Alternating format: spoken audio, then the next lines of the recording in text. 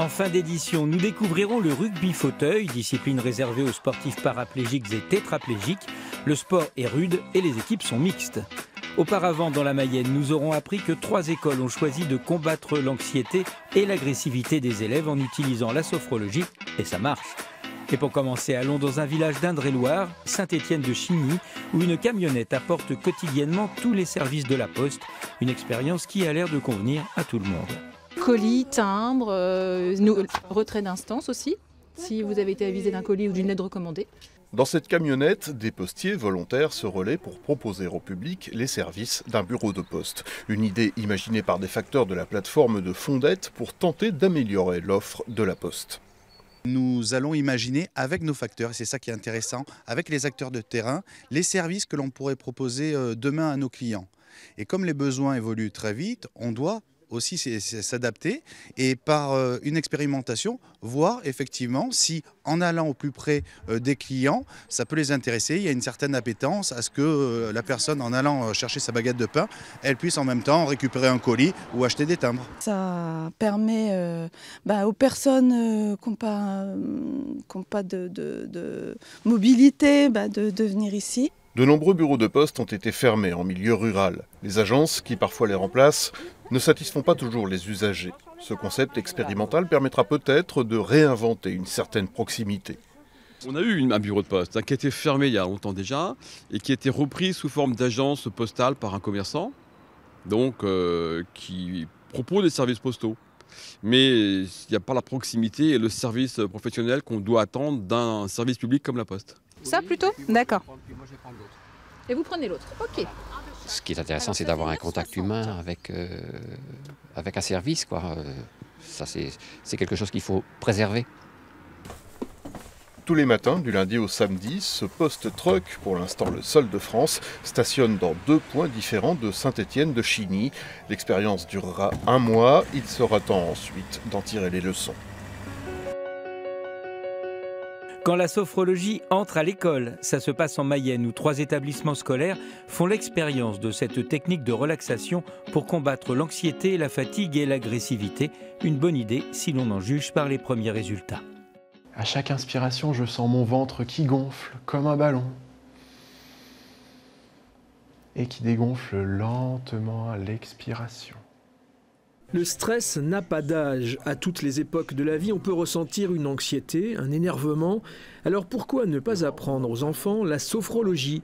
Et pour cette classe de CM1, CM2, pas question de prendre ça à la rigolade. On ferme les yeux pour se sentir mieux, pour moins être en colère. Est-ce que ça marche ? Oui. Parce que c'est sérieux. Enfin, c'est pour bien se décontracter, que si on rigole, après ça marche pas. Ça, je pense que ça marche pas. Et toi, tu rigoles pas ? Non. Ça se voit. La sophrologie, c'est quoi ? Une technique de relaxation, une méthode psychocorporelle aux vertus avérées. Mais cela a-t-il sa place dans une classe ? Oui, car l'exercice permettrait de canaliser les élèves et de mieux les préparer au cours de la journée. On pourrait avoir tendance à penser qu'on perd un petit peu de temps, et en fait, tout le travail qu'on va mettre en place là, c'est du temps de gagner pour la suite. C'est que du bonus. Et ça, je pense que les élèves, ils l'ont bien compris, ils l'ont bien intégré, ils jouent le jeu.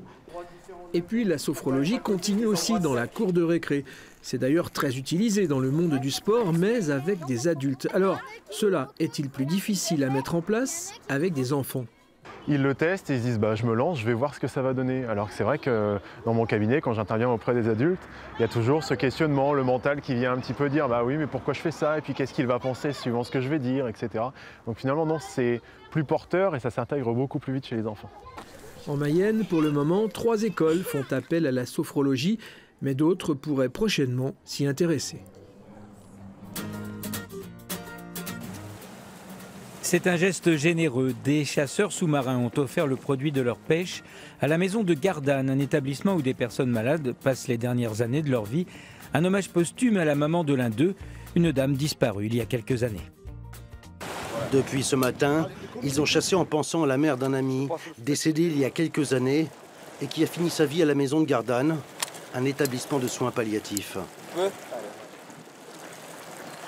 Tu fais la falaise ? Ça représente sa maman, Ça représente ses amis, sa famille. Malheureusement, on est tous concernés par cette maladie. Donc nous, on rend l'utile à l'agréable.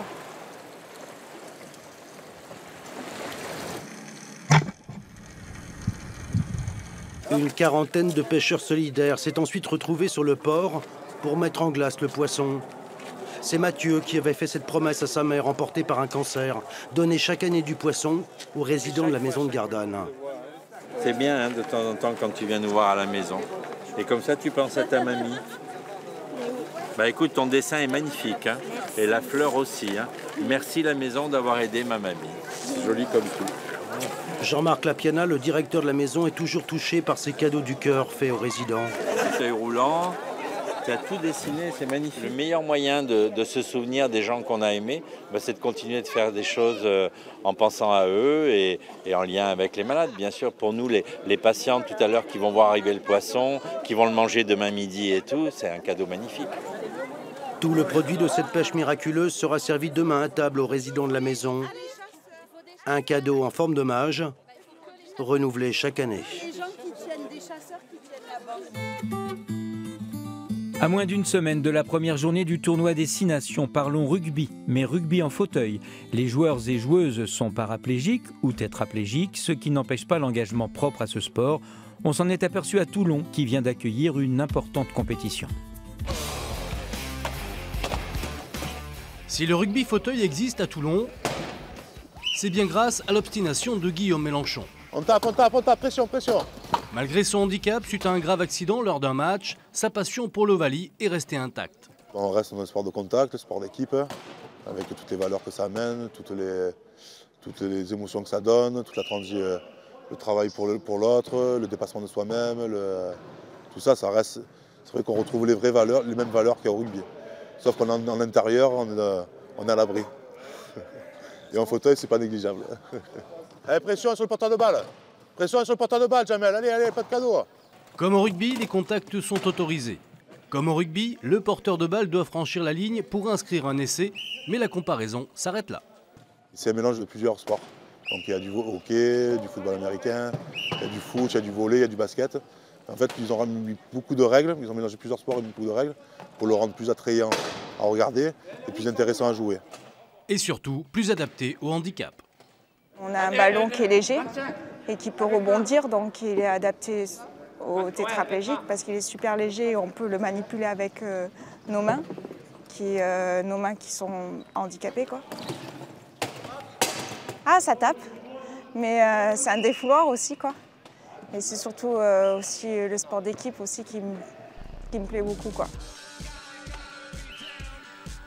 Question de logistique, tous les matchs allés se jouent sur un seul week-end à Toulon.